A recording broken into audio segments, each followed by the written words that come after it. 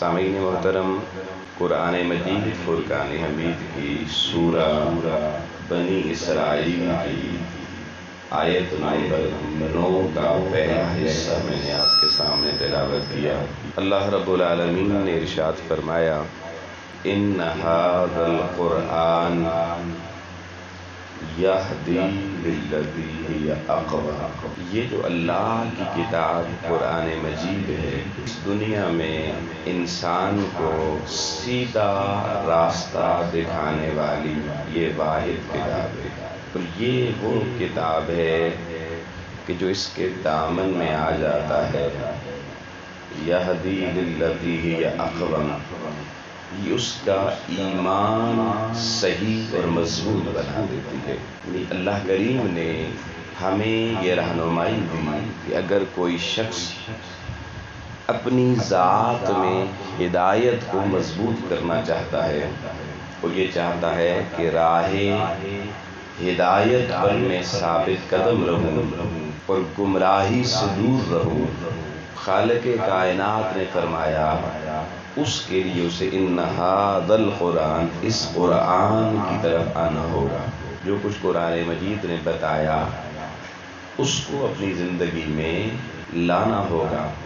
اس لیے دوستان محترم، دنیا میں آپ باقی سارے ہنر اس زمانے سے سیکھ سکتے ہیں، لیکن ایمان اور ہدایت کا سبق یہ اللہ کی کتاب قرآن مجید سے ملتا ہے۔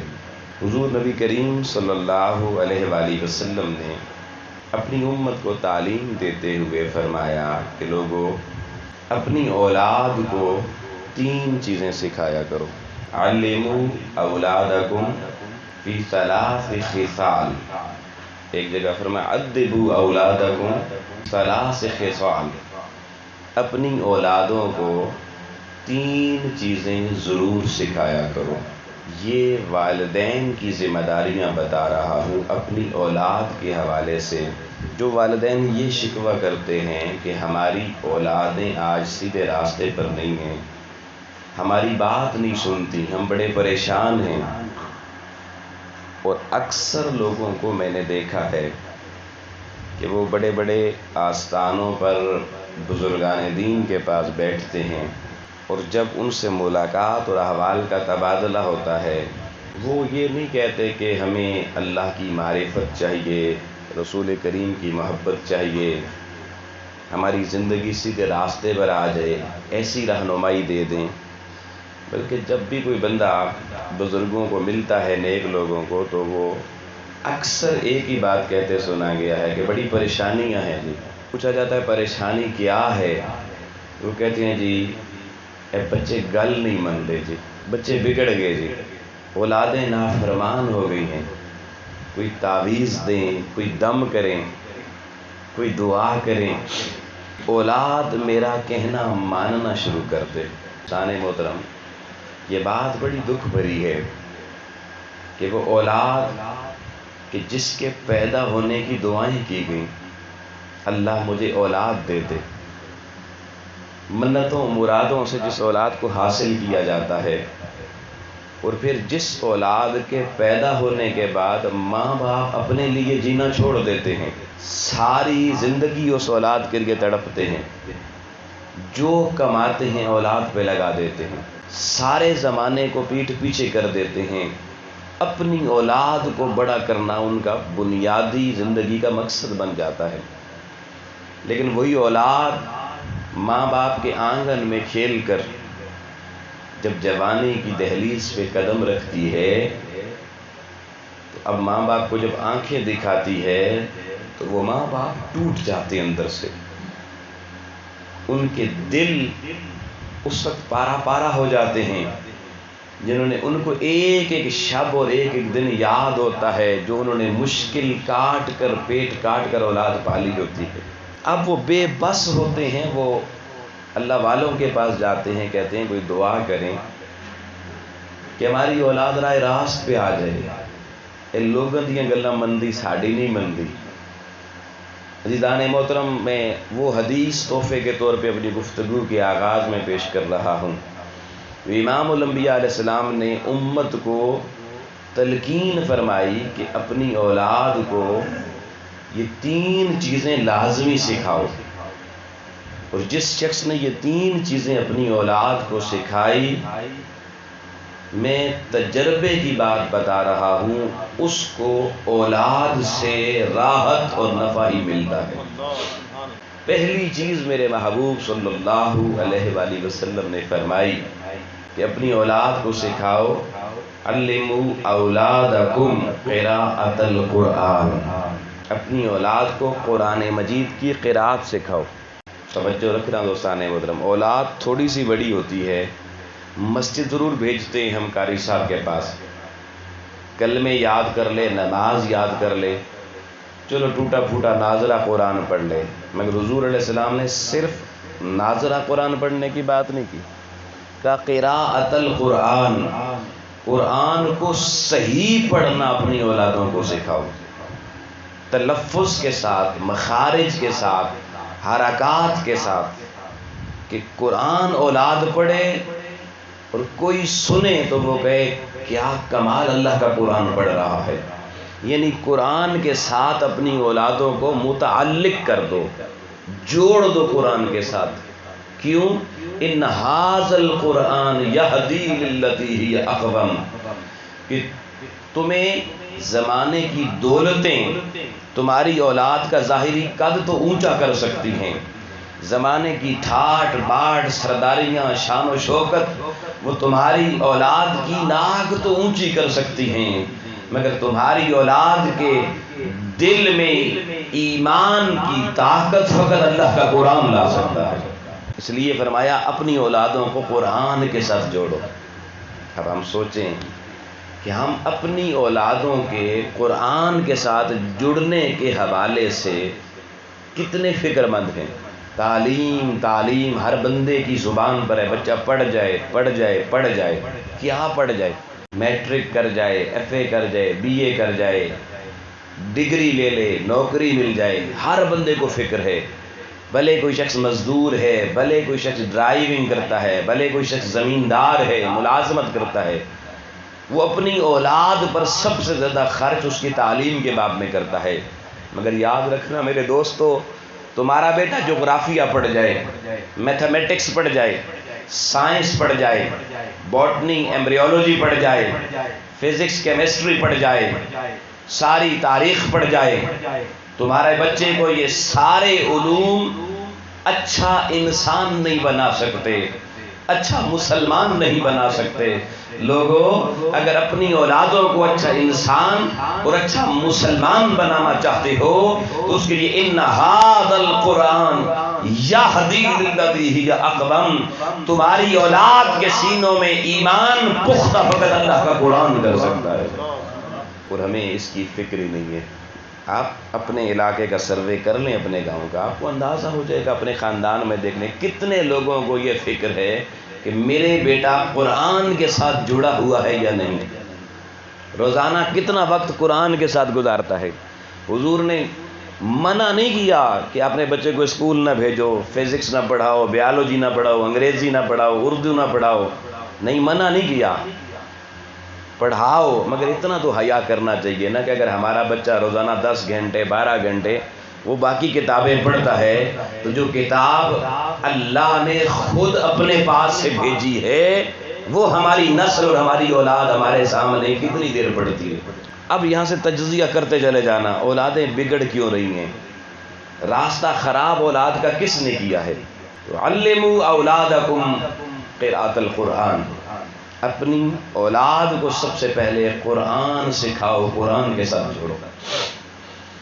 دوسری چیز میرے محبوب صلی اللہ علیہ وآلہ وسلم نے فرمایا کہ علموا اولادکم حب نبیکم، حب نبیکم، اپنی اولادوں کو خود اپنے رسول کی محبت سکھاؤ، اپنے نبی کی محبت سکھاؤ۔ یہ ہر والد بننے والے، امی اور ابا بننے والوں سے میرے رسول کا مطالبہ ہے، میرے رسول کا مطالبہ ہے کہ اپنی اولاد کو اپنے نبی کی محبت باقاعدہ طور پہ سکھایا کرو۔ بھئی توجہ رکھنا، آپ کا بچہ ہے، بڑا ہو گیا ہے، آپ چاہتے ہیں کوئی کام کاج کرے، کما کے لائے، آپ اس کو کسی کاریگر کے پاس لے جاتے ہیں، اسے کہتے ہیں یار اس کو فلانا کام سکھا دو تاکہ یہ کام کاج کر کے اپنا روزگار کما سکے، اس کو ڈرائیوری سکھا دو، اس کو مشین چلانا سکھا دو، اس کو کوئی کام سکھا دو۔ دیکھیں والدین خود اولاد کی انگلی پکڑ کر لے کے جاتے ہیں سکھانے کے لیے، اور پھر ڈیلی نہیں تو ہفتے میں ایک دفعہ چکر لگا کے پوچھتے ہیں بھائی میرا پتر کنا کے سیکھی ہے، اپنا کام کرنے کا قابل ہو گیا یا نہیں ہو گیا۔ آپ دیکھیے ہم بچے کو روزگار زندگی خود سکھاتے ہیں، پھر بچوں کو اپنے رشتوں ناتوں کی برادریوں کی پہچان کرواتے ہیں، یہ بھی سارا کچھ ہم خود سکھاتے ہیں۔ پھر بچے کو باہر معاشرے کی ہر چیز کی قیمت، اس کے ریٹس، لین دین کے طریقے سکھاتے ہیں۔ لیکن عزیزان محترم، میرے نبی کریم علیہ السلام کا مطالبہ ہے مجھ سے بھی آپ سے بھی کہ اپنی اولاد کو جیسے تم باقی چیزیں سکھا رہے ہو اسی طرح باقاعدگی سے اپنی اولاد کو اپنے نبی علیہ السلام کی محبت سکھاؤ۔ میرا سوال یہ ہے دوستو، ذرا بیٹھے بیٹھے اپنا انالیسس کریں، اپنا احتساب کریں کہ ہم اپنی اولادوں کو اپنے رسول کی محبت سکھانے کے لیے کیا کر رہے ہیں، کتنی توجہ دے رہے ہیں۔ کیا ہماری زندگی میں کوئی ایسا لمحہ ہے جہاں ہم اپنی اولاد کو سامنے بٹھا کے اسے اپنے نبی کریم علیہ السلام کی محبت کی تعلیم دے رہے ہوں؟ تو یقیناً سر شرم سے یہاں بھی جھک جائیں گے۔ باقی سارے زمانے کے ہیر پھیر سارے سکھا دیے، نہیں سکھایا تو میں نے تو نہیں دیکھا کوئی باپ اولاد کو بٹھا کے محبوب کی محبت کے درس دے رہا ہو۔ اولادیں سارا کچھ زمانے کا سیکھ چکی ہیں، نہیں سیکھا تو اپنے محبوب کی سچی محبت کسی نے نہیں سکھائی۔ اور اگر کسی میں وہ محبت نظر آ بھی رہی ہے تو والدین کی محنت آپ کو کم ہی نظر آئے گی، وہ بھی کوئی مسجد کے مولوی صاحب کی مہربانی ہوگی، کوئی نیک بندہ راستے میں مل گیا ہوگا، اس نے انگلی پکڑ کے کہیں کوئی اس کے سینے میں حرارت محبت رسول پیدا کر دی ہوگی۔ لیکن جو باقاعدہ ذمہ داری حضور علیہ السلام نے والدین کی لگائی تھی، اس حوالے سے لوگ ہم غافل ہیں۔ اور اب سنی حضور نے فرمایا یہ محبت رسول کتنی اہم ہے۔ آقا علیہ السلام نے فرمایا لن یؤمن احدکم حتی اکون احب الیہ من ولدہ ووالدہ والناس اجمعین، اس وقت تک تم میں سے کسی شخص کا ایمان مکمل ہو ہی نہیں سکتا جب تک وہ اپنی اولاد، اپنے والدین، حتیٰ کہ ساری کائنات سے بڑھ کر میں محمد سے محبت نہ کرے۔ تو ایمان نہیں مل سکتا آقا علیہ السلام کی محبت کو پیدا کیے بغیر۔ اور ایک جگہ میرے محبوب علیہ السلام نے فرمایا کہ وہ مومن نہیں جو اپنی اولاد کو میں محمد مصطفیٰ کی محبت نہیں سکھاتا، وہ مومن نہیں جو اپنی اولاد کو میرے گھر والوں کی محبت نہیں سکھاتا، اور وہ شخص بھی مومن نہیں جو اپنی اولاد کو میرے اہل و عیال اور میرے قبیلے کی محبت نہیں سکھاتا۔ اب دیکھیے ہمارا بیٹا اگر اپنے کسی ہمارے رشتہ دار کی ہمارے سامنے گستاخی کر دے، بے ادبی کر دے، ہمیں غصہ آتا ہے، ہم بچے کو ڈانٹ ڈپٹ کرتے ہیں، ہم سے برداشت نہیں ہوتا کہ ہمارا دوست ہے اور ہمارے بچے نے اسے بدتمیزی کر دی۔ مگر کیا ہم نے زندگی میں سوچا کہ رسول صلی اللہ علیہ وسلم کی ذات، آپ کی اہل اولاد اور آپ کا خاندان، کیا ہماری اولاد ان کی محبت اور ان کا ادب بھی اس درجے میں کر رہی ہے؟ یہ تو تب ہمیں پتہ چلے گا جب ہمیں خود یہ بات معلوم ہوگی۔ ہمارا حال تو یہ ہے کہ ہمیں اپنے رسول کے خاندان کا بھی تعارف نہیں ہے۔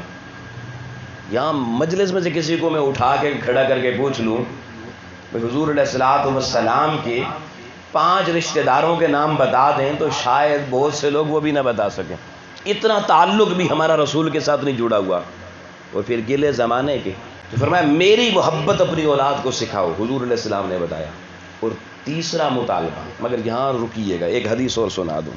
اور صحابہ کرام جو عشاقان و غلامان مصطفیٰ تھے، وہ حضور علیہ السلام کے وجود اقدس سے جو پانی مس کرتا ہے اس کو زمین پہ نہیں گرنے دیتے، اپنے ہاتھ یوں آگے کر کے وہ پانی زمین پر پہنچنے سے پہلے اٹھا لیتے ہیں، کوئی پی لیتا ہے، کوئی اپنے چہرے پہ مل لیتا ہے، کوئی وجود پہ مل لیتا ہے۔ یہ ان کی محبت تھی حضور علیہ السلام کے ساتھ۔ آقا علیہ السلام نے جب یہ منظر دیکھا تو صحابہ سے پوچھا بھائی یہ کیا کر رہے ہو، کیوں کر رہے ہو؟ حضور نبی کریم علیہ السلام وضو فرما رہے ہیں، یہ عمل آپ کیوں کر رہے ہیں؟ تو صحابہ کرام نے جواب دیا حبا للہ والرسول، فرمایا ہم ایسا عمل اس لیے کر رہے ہیں کہ ہمیں اللہ کی محبت مل جائے اور اللہ کے محبوب کی محبت مل جائے۔ حضور علیہ السلام رکے، آقا علیہ السلام نے فرمایا صحابیو سنو، کہیں ایسا نہ ہو کہ قیامت تک میری امت صرف سمجھے کہ وضو کا پانی نیچے نہ گرے، ہمیں محبت رسول اور محبت خدا مل جائے گی۔ عمل یہ ادب کے اندر درست ہے، مگر حضور نے یہاں محبت رسول اور محبت خدا کا راز 3 جملوں میں سمجھایا۔ کہا صحابہ سنو، اگر تم میں سے کوئی شخص یہ چاہتا ہے اسے اللہ کی محبت مل جائے، اللہ کے رسول کی محبت مل جائے، تو پھر سنو اس کے لیے تمہیں 3 کام کرنے پڑیں گے۔ کتنے کام؟ بھئی اب توجہ کرنا، اب 3 کام حضور نے اور بتا دیے۔ پہلی چیز سنیے گا بڑی توجہ سے، فرمایا فَلْيَسْتَقْلِ الْحَدِيثِ إِذَا حَدَّثَ، سنو اگر اللہ اور رسول کی محبت حاصل کرنا چاہتے ہو تو جب بھی زبان سے بولو تمہاری زبان سے کبھی جھوٹ مت نکلے، ہمیشہ سچ بولو، بھلے جان چلی جائے، بھلے تمہیں پھانسیوں پہ لٹکا دیا جائے، مگر اللہ اور رسول کی محبت حاصل کرنے کا ذریعہ زبان سے فقط سچ بولنا ہے، جھوٹ نہیں بولنا۔ تولو اس پلڑے پہ جی اپنے آپ کو، کتنے اللہ رسول کے محب رہ جائیں گے۔ پہلی چیز۔ دوسری چیز حضور علیہ السلام نے فرمایا جب بولو سچ بولو۔ دوسری چیز فرمایا ان تؤدوا الامانۃ بالاطمئنان، فرمایا دوسری چیز یاد رکھو کبھی کسی مسلمان کو دھوکہ نہ دینا۔ اور لوگوں میں صرف چند باتیں وہ آپ کے سامنے رکھ رہا ہوں جو آج ہماری زندگی میں نہیں ہے اور رونا رو رہے ہیں۔ ہر شخص حالات کا رونا رو رہا ہے، اولاد کا رونا رو رہا ہے، معاشرہ بڑا خراب ہو گیا ہے جی، لوگوں کے جی خون سفید ہو گئے ہیں جی، کیوں ہو گیا ہے سب کچھ بتا رہا ہوں۔ حضور نے فرمایا اللہ اور اللہ کے رسول کی محبت حاصل کرنا چاہتے ہو زبانیں کبھی جھوٹ نہ بولیں اور تمہاری زندگی میں کبھی کسی دوسرے مسلمان کو دھوکہ نہ دیا جائے، امانت میں خیانت نہ کی جائے۔ تیسری بات میرے محبوب علیہ السلام نے فرمائی اللہ اور اللہ کے رسول کی اگر محبت کو دل میں بسانا چاہتے ہو تو فَلْيَسْتَحْسِنُ الْجَابِرَ حَتَّى جَارَهُ، فرمایا پھر تمہیں اپنے پڑوسی کے ساتھ ایسا سلوک کرنا ہوگا کہ جب تمہارے مرنے کے بعد جب تمہاری زندگی میں کوئی تمہارے پڑوسی سے پوچھے بتا بھائی یہ بندہ کیسا ہے، وہ کہے کہ پڑوسی ایسا ہے کہ میری زندگی بڑی اس کے ساتھ اچھی گزر رہی ہے۔ جب تمہارا پڑوسی تمہارے اچھے سلوک کی گواہی دے تو یہ علامت اس بات کی کہ تم اللہ سے بھی محبت کرتے ہو، رسول سے بھی محبت کرتے ہو۔ ہوں دسو جی جہدے پڑوسی کو پوچھو کہنا جی بڑا ڈا پھسے ہوئے ہیں جی، یقین جانی جس محلے میں چلے جائیں 4 دروازے آس پاس کے کھٹکھٹائیں، پوچھے جی سناؤ جی ہمسائے کے اجے نے، ہر بندہ کے نہ پوچھو جی میرا ہی جگرا ہے جی میں وقت گزار رہا ہوں۔ ہمارا حال تو یہ ہے، اور سارے جھگڑے جو ہیں اکثر پڑوسیوں کے ساتھ ہی ہوتے ہیں۔ پڑوسی کا مقام کتنا ہے؟ حضور علیہ السلام نے فرمایا اگر تمہارا پڑوسی تمہاری دیوار میں قلعہ ٹھوک دے، دیوار میں، اب جب قلعہ ٹھوکا جائے دیوار میں تو دیوار پھٹے گی نا، چیر شیر پڑے گا اس میں۔ حضور نے فرمایا پڑوسی کو کبھی قلعہ ٹھوکنے سے منع نہ کرو۔ اسی ٹھوکن دیں دیں جی بات لاوے نا، پہلے اپنی دیوار بنا پھر قل ٹھوکی، ساڑی دیوار ہے تو کیوں ٹھوکتا پہ، تمہیں جرت کیوں ہوئی؟ باہر نکل کر تم دس دیں جناب، دھمکیاں، دھونس، گلے پکڑنا، گریباں کھینچنا، یہ ہمارا مزاج ہے۔ اور جس حضور کی محبت کی بات کرتے ہیں اس آقا علیہ السلام نے بتایا اگر میری محبت حاصل کرنا چاہتے ہو، رب کی محبت حاصل کرنا چاہتے ہو تو پڑوسی تمہاری دیوار میں قلعہ بھی ٹھوک دے اس کو روکو نا، اور پھر فرمایا اگر پڑوسی کا گھر ساتھ ہو اور آپ نے درمیان میں دیوار بنانی ہے، پڑوسی کی اجازت کے بغیر آپ اپنی دیوار اونچی نہیں کر سکتے، کہیں اس کے گھر کی ہوا نہ رک جائے، روشنی نہ رک جائے۔ دسو جی اسی کو پوچھ دیں اپنی جا جی جو مرضی کریے، تو انہوں تکلیف کیڑی ہے جی؟ تو ہوندا کون ہے مینوں کہنے والا بھائی تو کام نہ کر، میں نہیں اپنی جا بھی۔ مگر آؤ لوگوں بتانا چاہتا ہوں، پھر بتا رہا ہوں، گھروں میں پریشانیاں کیوں ہیں، اور یہ پریشانیاں پھر ہمیں کس طرف لے کے جا رہی ہیں؟ پھر ہمارے ذہن کے اندر وہم آ گئے ہیں ان غلطیوں کی وجہ سے۔ اب پیر بابوں کے پاس جائیں لوگ بیٹھ کے، جیڑا بندہ اے لگتا جی میرے تے جادو ہویا بے، اے کسے بندش کر چھوڑی جی، کسے تویز پا چھوڑے، کسے جن پا چھوڑے۔ بابا کسی نے تمہیں جن نہیں ڈالے، تمہیں جن ڈالنے کے لیے، تعویذ ڈالنے کے لیے کسی کے پاس وقت نہیں ہے۔ جن تو نے اپنے آپ کو خود ڈالے ہوئے، جادو تو نے اپنے اوپر خود کیا ہوا ہے۔ کیوں؟ کیونکہ تیرا لوگوں کے ساتھ سلوک اور رویہ وہ نہیں ہے جو محمد مصطفیٰ کا بتایا ہوا۔ پھر بہن بھائیوں پر آ جائیں، آپ دیکھ لیں کسی کی بہن شادی شدہ اپنے بچوں کو لے کر اپنے بھائی کے گھر آ جائے اور کہے پاپا جی میں ہفتہ کتے ہی رہنا وے، تو بھائی رہنے کھورک شروع ہو جاندی، اے اپنے بچے لے کے اب میرے گھر آ گئی۔ بلکہ بھائی رہ کی خارج بعد اس دی بھائی دی جڑی گھر والی ہے وہ پہلے اکھاں دکھا سی اے ننان کدھر آ گئی۔ آؤ لوگوں حالات سنورنے کا طریقہ بتا رہا ہوں۔ ایک صحابی بڑے پریشان حضور کی بارگاہ میں آ گئے، یا رسول اللہ صلی اللہ علیہ وسلم، آقا بڑا پریشان ہوئے۔ پوچھا کیا پریشانی ہے؟ کہا حضور قرضہ بڑا بڑھ گیا ہے، حالات بڑے تنگ ہو گئے ہیں، قرضہ بڑا بڑھ گیا ہے، حضور آپ کی بارگاہ میں آیا ہوں، کوئی ایسا راز بتائیں، کوئی ایسا وظیفہ بتائیں، کوئی ایسا طریقہ بتائیں حضور میں وہ طریقہ اختیار کروں، میرا قرضہ اتر جائے، یہ بوجھ میرے سر سے اتر جائے۔ آؤ قرضے میں دبے ہوئے لوگوں، بارگاہ مصطفیٰ سے راز آپ کو بتا رہا ہوں، بارگاہ مصطفی کی خیرات آپ تک پہنچا رہا ہوں۔ میرے کریم لجپال نبی صلی اللہ علیہ وسلم نے فرمایا، کہا تیرے کوئی بہن بھائی ہیں؟ اس نے کہا حضور میں بہن ہے میری۔ کہا واپس پلٹ جا، وظیفہ بتاتا ہوں، واپس پلٹ جا، جا کے بہن کو، اس کے بچوں کو بلا، ان کی دعوت بنا، ان کی خوب خدمت کر، خاطر مدارت کر، ان کو کھانے کھلا۔ بہن چلی جائے پھر بلا، پھر کھلا، پھر چلی جائے پھر بلا، پھر کھلا۔ بھئی توجہ رکھنا لوگوں، بندے نے سوال کیا کیا تھا؟ حضور میرے حالات خراب ہیں، قرضہ بڑھ گیا ہے۔ اب حضور علیہ السلام نے کیا یہ جواب دیا جا کے نوکری کر، مزدوری کر، محنت کر؟ نہیں، آقا علیہ السلام نے قرضہ اتارنے کے لیے جواب کیا دیا، جا کے بہن کو بلا، بہن کی خدمت کر، کھانا کھلا۔ اب کوئی ہمارے جیسا بندہ ہوتا پاگل، وہ کہتا یا رسول اللہ میں تے پہلے ہی پریشان، حضور قرضہ بڑا بڑھ گیا ہے، تو اور بوجھ پا رہے ہو۔ بھئی ہماری کھوپڑی تو یہی کہتی ہے نا کہ بھئی آپ اور کھلائیں، کیسے کھلائیں، پہلے ہی قرضہ زیادہ ہے۔ مگر لوگوں وہ ہمارے جیسا کوئی کمزور العقل نہیں تھا، وہ آقا علیہ السلام کا صحابی تھا۔ ادھر میرے محبوب نے یہ راز بتایا، ادھر بارگاہ مصطفیٰ میں سلام کر کے گھر روانہ ہو گیا۔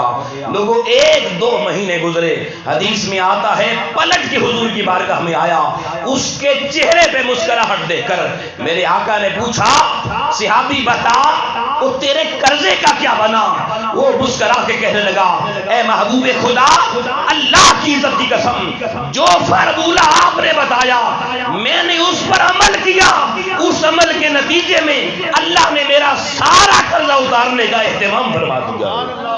نعرہ تکبیر، نعرہ رسالت، نعرہ حیدری، علماء اہل سنت۔ کہتا حضور آپ والے فارمولے پہ عمل کیا، میں کھانا بہن کو کھلاتا رہا، سبب اللہ نے پیدا کر دیا قرضہ اتارنا۔ پتہ چلا بہن بھائیوں کی خدمت کرنے سے اللہ قرضے اتارنے کا اسباب پیدا کر دیتا ہے۔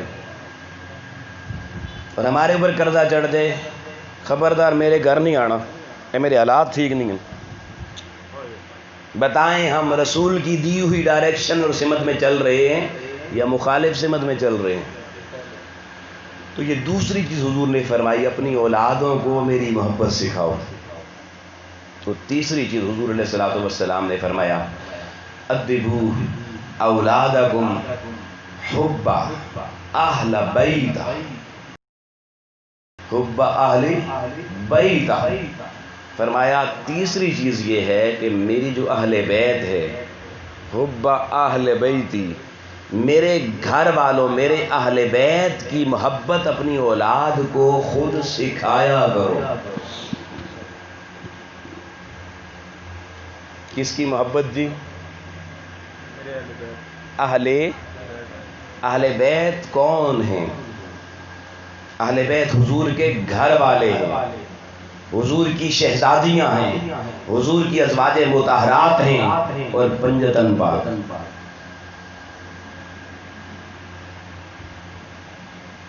بھئی توجہ رکھنا دوستو، ہم نے یہ بات بھی ایک خاص لوگوں کے پلے میں ڈال دی کہ یہ کام تو ان کا ہے جی،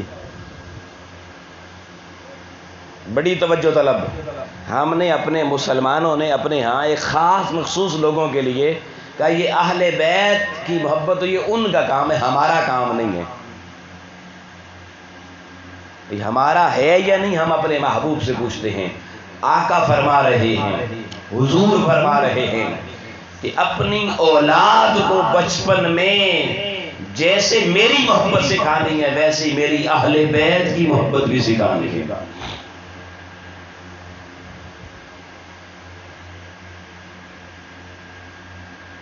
امام حسن مجتبیٰ کی محبت سکھانی ہے، امام عالی مقام حضرت امام حسین کی محبت سکھانی ہے، مولا علی کی محبت سکھانی ہے، سیدہ بطول زہرا کی محبت سکھانی ہے۔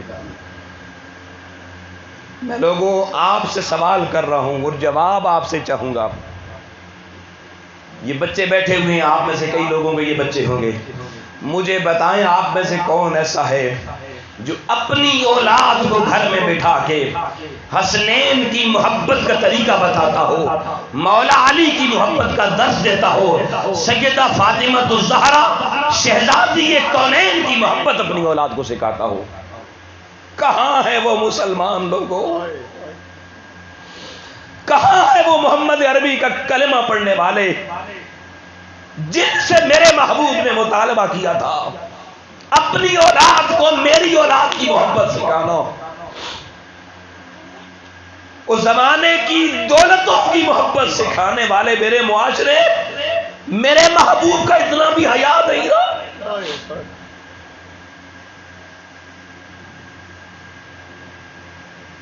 پوری زندگی کے ہماری ترجیحات میں کہیں اپنی اولاد کو نہ رسول کی محبت سکھانے والا پروگرام ہے، نہ رسول کی اولاد کا حیا اور ان کی محبت سکھانے کا پلان ہے۔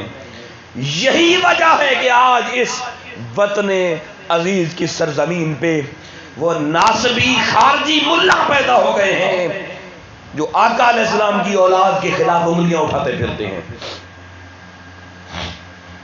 ہماری نسلوں کو تو پتہ ہی کچھ نہیں ہے۔ آؤ لوگوں، یہ وہ راز ہے جو میں نے آپ کے سامنے رکھا۔ اگر گھروں میں سکون چاہتے ہو، اگر زندگی میں اپنے ایمان کو مضبوط کرنا چاہتے ہو تو اپنی اولادوں کو قرآن، اپنے نبی اور نبی کے گھر کے ساتھ جوڑ دو۔ یہ تین چیزیں جس کے تمہاری اولاد کو نصیب ہو جائیں گی، اللہ تمہاری اولاد کا مقدر سنوار دے گا۔ اولاد کا مقدر اور قسمت سنوارنے کا طریقہ یہ ہے۔ اس کے بعد جب یہ چیزیں سکھاؤ گے، اس کے بعد آپ آئیں، والدین کا احترام بتائیں، اپنے رشتہ داروں کا احترام بتائیں، پھر دیکھیں آپ کی اولادیں کیا خوبصورتی سے آگے بڑھتی چلی جائیں گی۔ لیکن ہم کہتے ہیں بس اپنا کام ہونا چاہیے، باقی محبتیں سے کی کر رہی ہیں جی، رسول کون تے رسول دے گھر والے کون۔ لوگوں، ماں باپ کا بڑا مقام،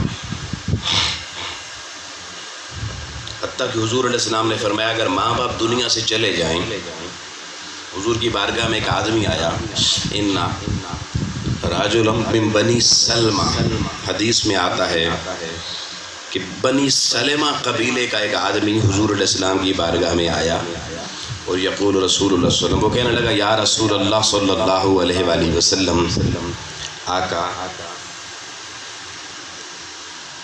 میرے والدین فوت ہو گئے ہیں، کیا مرنے کے بعد بھی والدین کا کوئی حق ہوتا ہے جو اولاد ادا کرے؟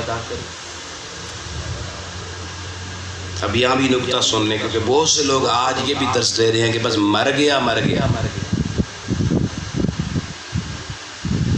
سوال حضور کی بارگاہ سے ہوا کہ آقا والدین اگر دنیا سے چلے جائیں تو کیا ان کے کوئی ایسے حقوق ہیں جو مرنے کے بعد بھی ہم پر رہتے ہیں؟ حضور علیہ السلام نے فرمایا نعم، قال نعم، ہاں 5 حقوق حضور نے بتائے ہیں جو ماں باپ کے مرنے کے بعد اولاد پر پھر بھی باقی رہتے ہیں۔ بولیے کتنے؟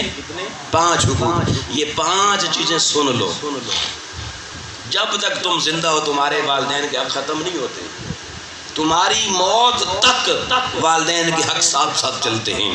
آقا نے فرمایا والدین کے مرنے کے بعد پہلا حق یہ ہے کہ الصلاۃ علیہما، ان کے لیے کثرت سے دعاؤں کا اہتمام کیا کرو۔ کس چیز کا اہتمام جی؟ دعاؤں کا اہتمام۔ اور اسی دعا کریے تو لوگ کہتے ہیں بدعت کر رہے، وہ مر گئے جی، ان دعاؤں دی کیڑی لوڑ ہے؟ بھئی ضرورت ہے یا نہیں ہم سے نہ پوچھو، ہمارے محبوب نبی سے پوچھو۔ آقا فرما رہے ہیں تمہارے والدین کو مرنے کے بعد تمہاری دعاؤں کی ضرورت ہے، الصلاۃ علیہما، ان کے لیے دعا کیا کرو، دعا کے اہتمام کیا کرو۔ یہ پہلا مطالبہ کیا والدین کے دنیا سے جانے کے بعد۔ دوسرا حق حضور نے فرمایا والاستغفار لہما، فرمایا جیسے ان کے لیے دعا کیا کرو ایسے ہی کثرت سے اپنے والدین، مرحوم والدین کے لیے استغفار پڑھا کرو۔ کیا پڑھا کرو جی؟ بھئی یہ چیزیں یاد کرنی ہیں۔ پہلی چیز دعا کرنی ہے، دوسری چیز استغفار پڑھنی ہے، اور تیسری چیز حضور علیہ الصلوۃ والسلام نے فرمایا وَإِنْفَاذُ عَهْدِهِمَا مِنْ بَعْدِ مَوْتِهِمَا، کہ ماں باپ زندگی میں کئی لوگوں سے وعدے کرتے ہیں لیکن وعدہ پورا کرنے کا وقت نہیں آتا کہ موت آ جاتی ہے۔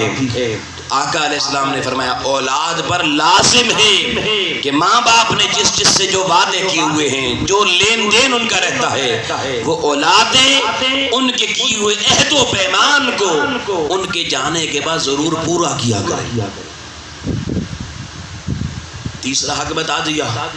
چوتھا حق آقا علیہ السلام نے فرمایا، لوگوں توجہ کرنا، فرمایا چوتھا حق والدین کا یہ ہے، فرمایا جو والدین کے رشتہ دار ہوتے ہیں، بہن بھائی ہوتے ہیں، تمہارے باپ کی بہنیں تمہاری پھوپھیاں ہیں، تمہارے باپ کے بھائی تمہارے چاچا تایا ہیں، تمہاری ماں کی بہنیں تمہاری خالائیں ہیں، تمہاری ماں کے بھائی تمہارے ماموں ہیں، ننیال ہیں، ددیال ہیں۔ اللہ کے محبوب صلی اللہ علیہ وسلم نے فرمایا جب تمہارے والدین دنیا سے چلے جائیں تو یہ والدین کا حق ہے کہ اولادیں ان کے مرنے کے بعد ان کے رشتہ داروں کے ساتھ صلہ رحمی کریں، اچھا سلوک کریں، کبھی چچا کو دکھ نہ دیں، کبھی پھپھو کو دکھ نہ دیں، کبھی خالہ کے ساتھ برا سلوک نہ کریں، کبھی ماموں کے ساتھ برا سلوک نہ کریں۔ ارے والد کے رشتہ دار ددیال ان سے بھی اچھا سلوک کریں، ماں کے رشتہ دار ننیال اس سے بھی اچھا سلوک کریں۔ یہ ماں باپ کا حق ہے اولاد۔ اور پانچویں چیز حضور علیہ الصلوۃ والسلام نے فرمائی وَإِكْرَامُ صِدِّيقِهِمَا، فرمایا زندگی میں تمہارے باپ کے کچھ دوست بیلی بھی تو ہوں گے، تمہاری ماں کی کچھ سہیلیاں بھی ہوں گی۔ آؤ لوگوں، میرے محبوب نے کس حد تک انسانیت کے احترام کی تلقین فرمائی ہے۔ فرمایا ماں باپ دنیا سے چلے جائیں، باپ کے دوستوں کا خیال رکھنا، ماں کی سہیلیوں کا خیال رکھنا۔ یہ نہ ہو کہ باپ کا دوست تمہارے باپ کے مرنے کے بعد گئے ہن اس گھر سے جا کے کی کرنا جی سانو کون جانتا ہے تھے، تمہاری ماں کی کوئی سہیلی کا مزدہ نہ ہو کہ میری سہیلی تو دنیا سے چلی گئی ہے، اولاد ان کی پتہ میں کون آن نہیں۔ آقا نے فرمایا وَإِكْرَامُ صِدِّيقِهِمَا، ماں باپ کے جو دوست یار بیلی سہیلیاں ہیں ان کے مرنے کے بعد ان سے ویسا ہی سلوک کرنا جیسے تمہارے والدین زندگی میں کیا کرتے تھے۔ ہمارے اگر ابا کو کوئی دوست ہو کثرت سے ہمارے گھر آتا ہو، ابا کے ساتھ دیر تک بیٹھتا ہو، ابا بوڑھے ہو بزرگ ہو کہنے جی پٹکا قدم مرسی جی اے چاچا روز آ رہا ہے اس کو بھی جام چھوڑ سے ہے نا کہ تصورات ہمارے یہاں۔ حضور نے فرمایا نہیں جان نہ چھوڑانا، والدین کے دوستوں کا بھی حیا کرنا، احترام کرنا۔ اور آؤ لوگوں میرے محبوب کے صحابہ نے کیسے اس پہ عمل کیا۔ حضرت ابو درداء رضی اللہ تعالی عنہ مکہ سے ہجرت کر کے مدینہ آباد ہو گئے۔ ایک دن ایسا آیا حضرت عمر کے بیٹے حضرت عبداللہ بن عمر رضی اللہ تعالی عنہ اسپیشل چل کے حضرت ابو درداء کے گھر گئے، دروازہ کھٹکھٹایا، بیٹھے ان کے ساتھ اور کہا ابو درداء کیا جانتے ہو میں تمہارے پاس کیوں آیا ہوں؟ وہ کہنے لگے مجھے نہیں معلوم آپ کیوں آئے ہیں۔ ابو درداء کہنے لگے میں نے اللہ کے رسول صلی اللہ علیہ وسلم سے سنا، میرے آقا کریم علیہ السلام نے فرمایا کہ جو شخص یہ چاہتا ہے کہ باپ مر جائے اور قبر میں اپنے باپ کے ساتھ صلہ رحمی کرے، اپنے باپ کے ساتھ اچھا سلوک کرے، قبر میں اس کے باپ کی روح اس کے عمل سے خوش ہو جائے، تو حضور نے فرمایا اس کو چاہیے کہ اپنے باپ کے دوستوں کا احترام کرے، ان کی عزت کرے، ان کی خدمت کرے۔ ابو درداء میں تیرے گھر میں اس لیے آیا ہوں کہ تیرا بابا اور میرا بابا آپس میں دوست تھے، بیلی تھے، سنگی تھے، میں آج تیرے گھر میں اپنے بزرگوں کی ریت نبھانے کے لیے آیا ہوں۔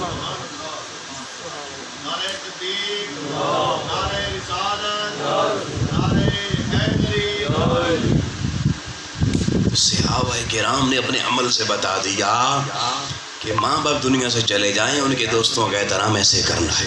آقا علیہ السلام کی بارگاہ میں ایک بندہ آیا، اس نے کہا مجھ سے گناہ ہو گیا حضور، میں معافی چاہتا ہوں، کیسے ملے گی؟ آقا نے جب گناہ کا سنا تو کہا تیری ماں ہے؟ کہا نہیں ماں تو دنیا سے چلی گئی ہے۔ سنیے گا، کہا تیری خالہ ہے؟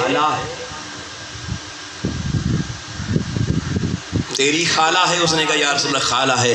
فرمایا جا خالہ کی خدمت کر، خالہ کی خدمت کرنے سے اللہ تیرے گناہ معاف کر دے۔ ماں کا کتنا مقام ہوگا، یہاں تو خالہ کی خدمت کرے گناہ معاف کر دے۔ ایسے ہی ایک صحابی آئے، انہوں نے کہا حضور کوئی غلطی ہوگی ہے، کہا تیرا باپ ہے؟ فرمایا نہیں باپ فوت ہو گیا۔ فرمایا چچا ہے؟ کہا ہاں ہے چچا۔ فرمایا چچا سے اس نے سلوک کر، تیرا چچا تجھ سے خوش ہوگا، اللہ تجھ سے خوش ہو جائے گا۔ تو چاچے کو خوش کر لو، اللہ خوش ہو جائے گا۔ کتنے خوبصورت یہ رشتے ہیں دوستو، سوچئے کہ ہمیں ان رشتوں کا آج کتنا پاس اور حیا ہے۔ اگر اپنی گفتگو کے آخری حصے میں آپ کو وہ حدیث سنانا چاہتا ہوں، جس حدیث کو سناتے ہوئے بھی زبان لڑکھڑا جاتی ہے اور سنتے ہوئے کلیجے تڑپ جاتے ہیں۔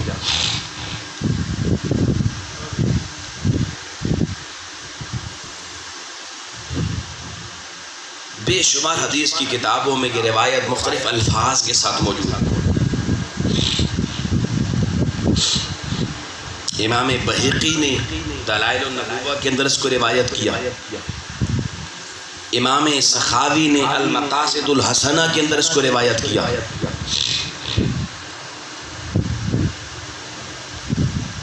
امام طبرانی نے بھی اس کو اپنی کتاب میں نقل کیا، ابن ماجہ میں بھی حدیث مبارکہ کا مضمون موجود ہے۔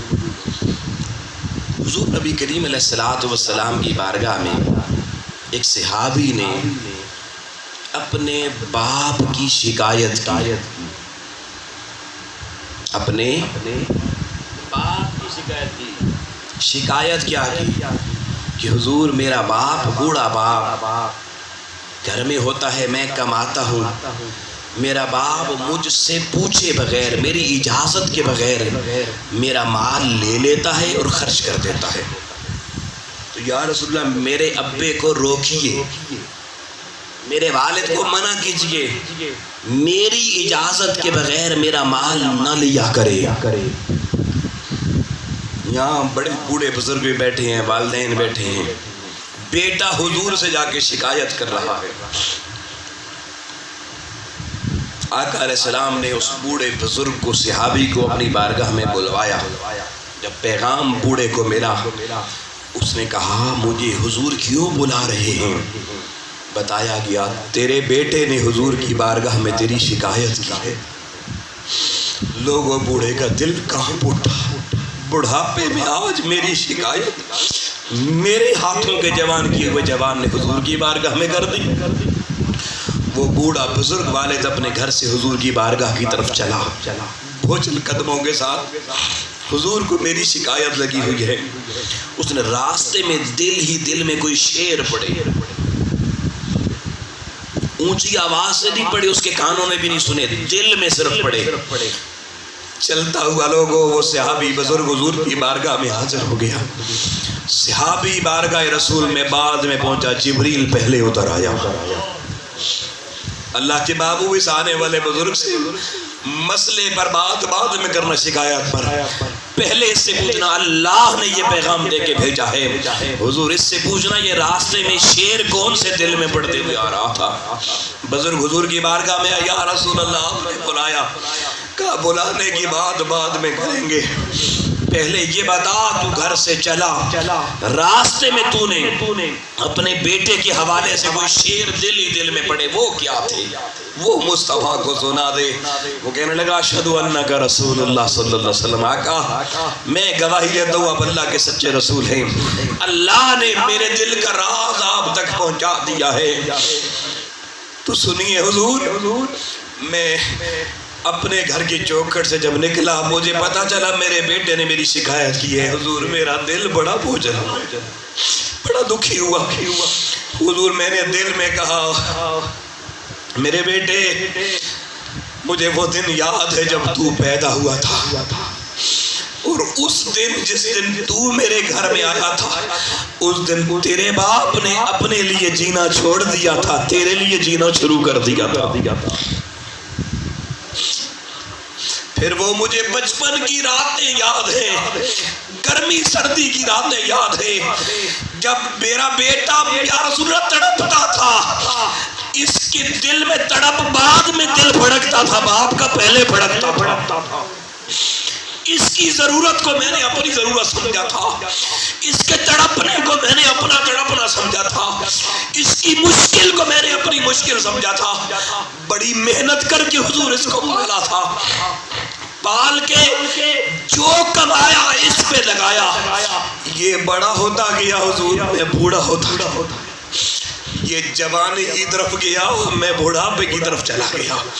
یا رسول اللہ اس کی کمر سیدھی ہو گئی، میری کمر ٹیڑھی ہو گئی۔ یا رسول اللہ اس کی ٹانگوں اور اس کے بازوؤں میں طاقت آ گئی، اور میری ٹانگیں کمزور ہو گئی، میرے بازو کمزور ہو گئے۔ پھر اس پہ جوانی آ گئی، اور میں نے سوچا تھا اب یہ میرا سہارا بن جائے گا، اب یہ بوڑھے باپ کی خدمت کرے گا، سہارا بن جائے گا۔ مگر حضور مجھے کیا معلوم تھا جس کو اتنی محنت سے پال کے یہاں تک لایا ہے، جب یہ جوانی کی دہلیز میں قدم رکھے گا یہ مجھے آنکھیں دکھانی شروع کر دے گا، یہ اپنی آنکھیں مجھے دکھائے گا۔ اس لیے تو جوان نہ کیا تھا، میں نے تو سہارا سمجھ کے جوان کیا تھا۔ اگر حضور 30 سال کی محنت کر کے جس کو اس جوانی تک لایا تھا، جب اس نے میرے ساتھ یہ سلوک کیا، حضور میں نے 30 سال کی زندگی کو جھٹلا دیا، اور میں نے شعر دل میں یہ کہا کہ مجھے سمجھ آ گئی کہ میں تیرا باپ نہیں ہوں، میں تیرا نوکر ہوں، تو میرا آقا ہے۔ اب اب یہ میرا بیٹا نہیں رہا، اس نے مجھے اپنا نوکر سمجھا ہے۔ نوکر اپنے مالک کی اجازت کے بغیر کسی شے کو ہاتھ نہیں لگا سکتا۔ پھر کہتا میں نے دکھیوں کی حضور کہا وہ ظالم مجھے نوکر کی بجائے کوئی شریف پڑوسی سمجھ لیتا، مجھے کوئی محلے دار سمجھ لیتا اگر باپ نہیں سمجھنا تھا۔ حضور میرے دل پہ بوجھ آیا جب وہ بوڑھا اس مقام پہ پہنچا۔ لوگوں میرے آقا کریم علیہ السلام کی آنکھیں چھلک پڑی، داڑھی مبارک آنسوں سے میرے حضور کی تر ہو گئی۔ آقا جلال میں آ گئے، اس جوان کے گریبان کو پکڑا اور جھٹکا دے کے کہا نکل جا میری بارگاہ سے اور سن انتا و مالک لابی، تو بھی تیرے باپ کا ہے، تیرا مال بھی تیرے باپ کا ہے۔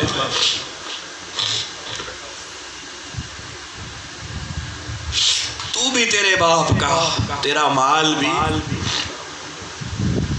اولادو وہ اولادیں سنے جو آج اپنے والدین کو تانا دے کے اکڑ کے کہتی ہیں تسی ساڑھے واسطے کیتا ہی کی وے۔ او جی ابا جی ساڑھے واسطے کیتا ہی کے وے۔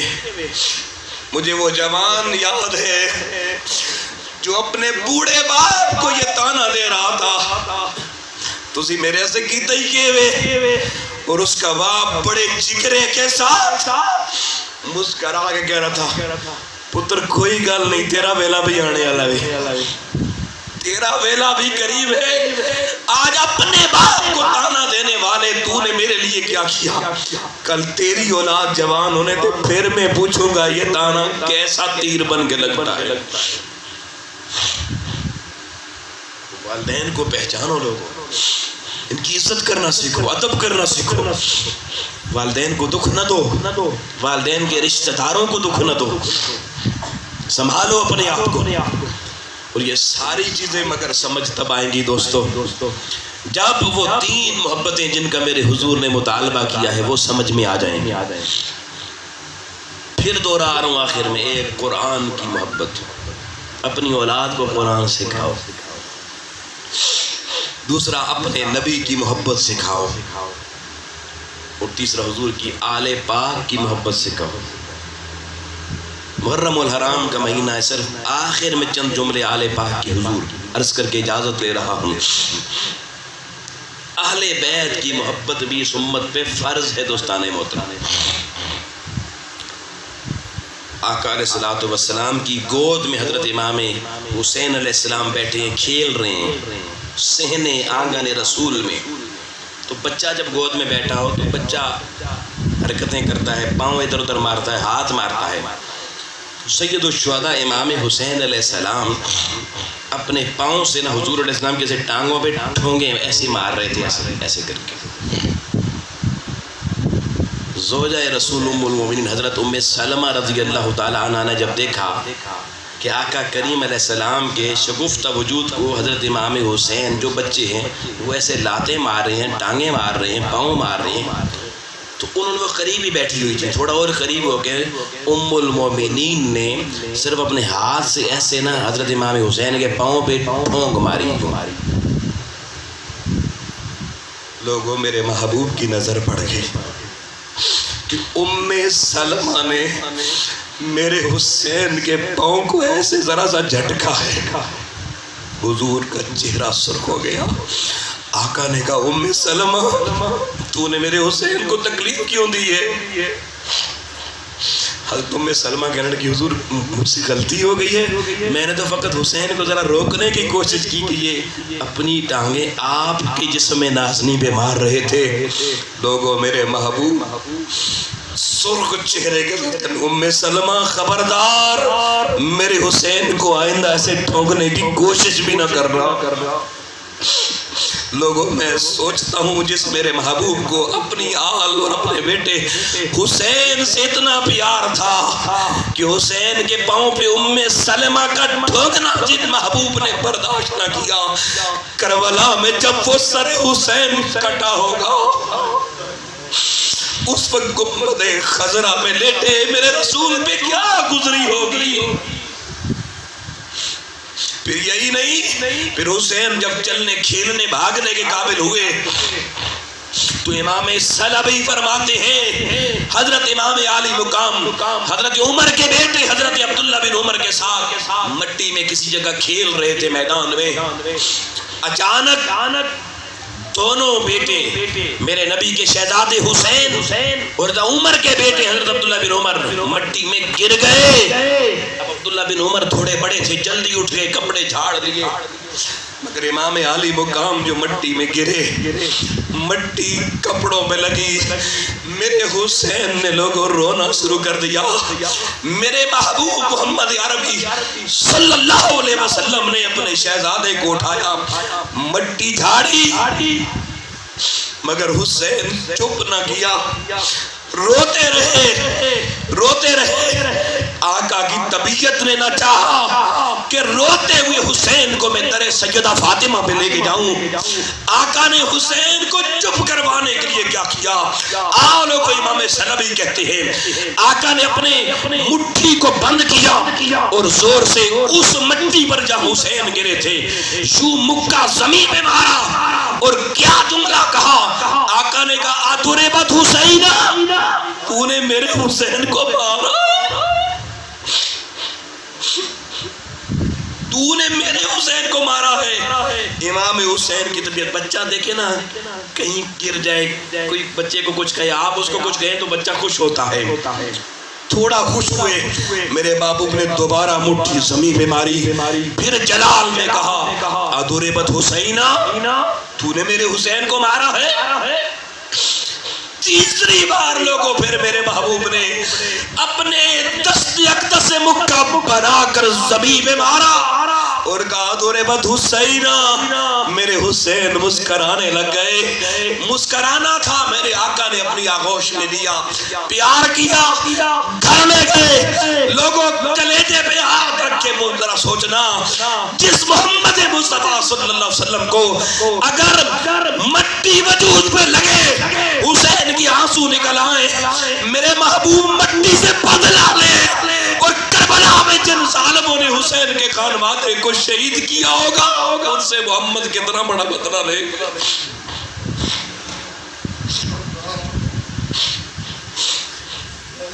یہ میرے نبی کا مقدس گھرانہ ہے، اہل بیت کا دوستان محترم، یہ میرے محبوب کا پیار ہے اس خانوادے کے ساتھ۔ آؤ دوستان محترم، آج مرحومہ کے حصال ثواب کے لیے جب ہاتھ اٹھائے، اپنے دلوں کو اللہ کی بارگاہ میں حاضر کرنا، رسول کائنات کی بارگاہ میں حاضر کرنا، اور در پنجتن پاک میں حاضر کر کے دعا کرنا، اللہ اپنی محبت اور اپنے قرآن کی محبت کا چراغ دینا، اپنے محبوب کی محبت کا چراغ دینا، اور یا اللہ اپنے محبوب کی آل اور ذریت اور پنجتن پاک کی محبت سے ہمارے ان ویران دلوں کو آباد کر دینا۔ بھلا آج کی اس مجلس حصال ثواب ہمیں منعقدہ اس مجلس کا صدقہ ہمیں آقا علیہ السلام کی سچی محبت اور آل محمد مصطفیٰ صلی اللہ علیہ وسلم کی پختہ محبت عطا فرما۔ وآخر دعوانا ان الحمدللہ رب العالمین۔